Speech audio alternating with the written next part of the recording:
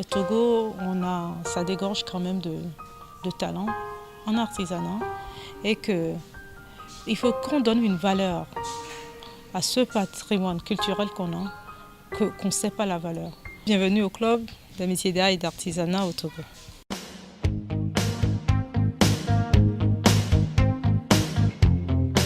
Le club des métiers d'art et d'artisanat est un centre de perfectionnement des artisans qualifiés et un lieu d'expression des créatifs en métier d'art.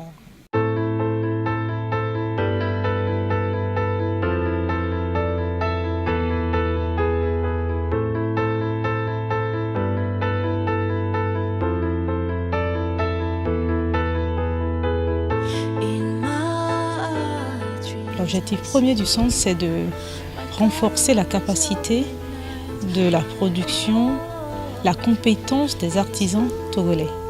Bien sûr qu'après, si on a des produits bien finis, on ne peut que les vendre. Donc nous recrutons les artisans qualifiés en leur domaine et ils sont formés sur 6 à 12 mois, ça dépend de leur aptitude à l'arrivée au centre.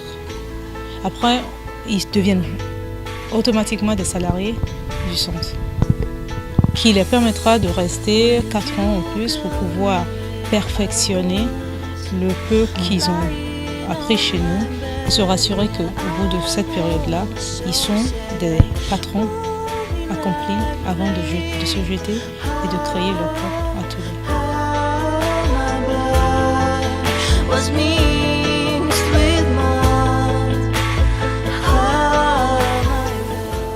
On a commencé ce chemin depuis le 1er août 2016.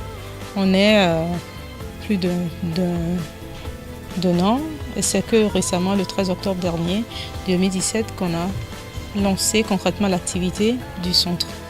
Au centre, aujourd'hui, on fabrique des chaussures.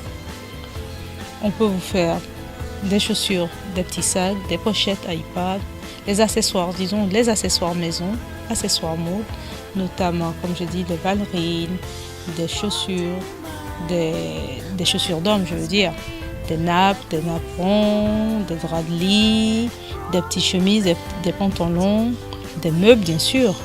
La particularité, par contre, du centre, c'est que nous utilisons que des tissus tissés au Togo, c'est-à-dire locaux communément qu'on l'appelle.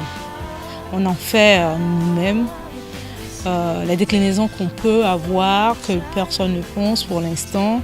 On essaie de moderniser nos traditions, nos produits locaux, ce que traditionnellement nos grands-parents ont fait et délaissé, on leur donne une autre vie.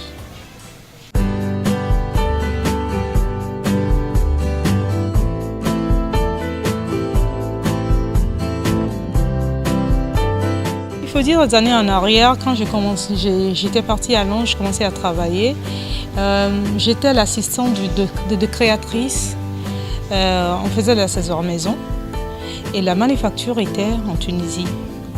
Et j'ai beaucoup fait ce voyage long en Tunisie pendant plus de 6 ans. Et à chaque fois que je viens en Tunisie, je pense au Togo. Mais il faut dire aussi qu'à ce moment-là, les moyens n'étaient pas au point pour pouvoir dire je vais me lancer. Mais j'ai toujours eu cette envie, si ça se fait en Tunisie, ça pourrait se faire chez nous.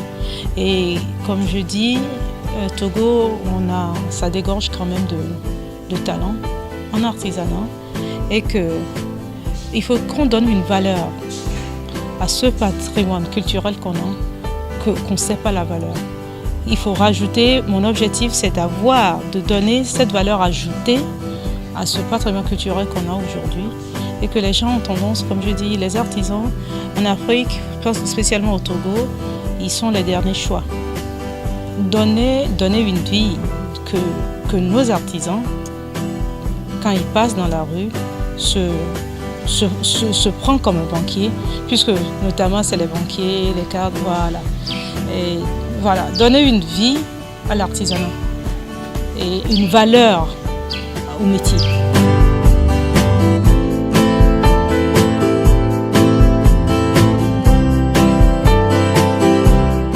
le projet en soi était destiné qu'à la femme.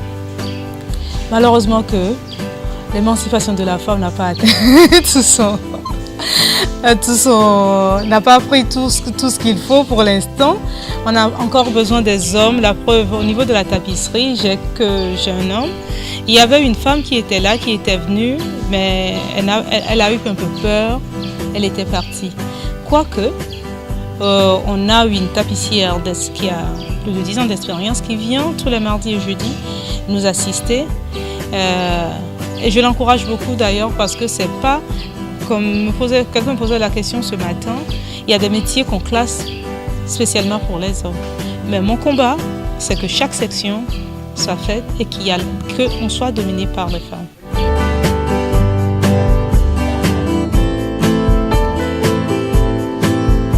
On les forme sur la gestion.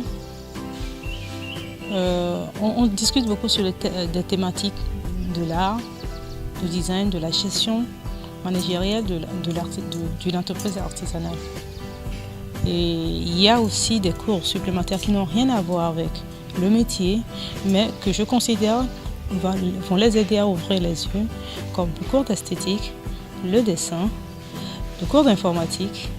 On ne veut pas qu'ils deviennent des informaticiens, bien sûr, mais on veut tout simplement qu'ils arrivent d'eux-mêmes à savoir à aider quelqu'un dans la rue avec son Android qui déconne, qu'ils arrivent à fonctionner avec leur téléphone et que s'il y a des exercices à faire, on n'arrive pas à les faire, de prendre l'ordinateur, de taper 2-3 mots et du moment où on a de l'internet, on peut tout avoir.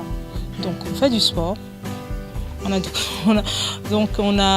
etc. C'est de ces genres d'activités qui bientôt on est en train de penser à avoir notre chorale. Il y a aussi ce projet, dans le projet